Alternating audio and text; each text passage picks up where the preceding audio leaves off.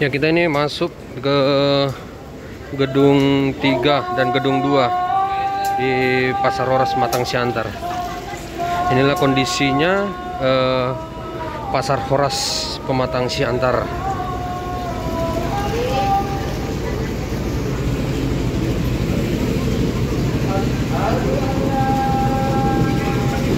Ya.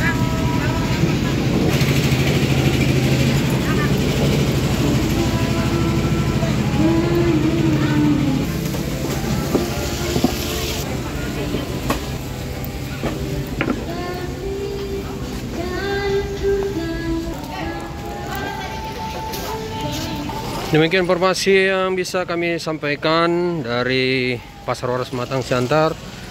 Kristo yang melaporkan Horas anak Siantar, Horas Siantar men.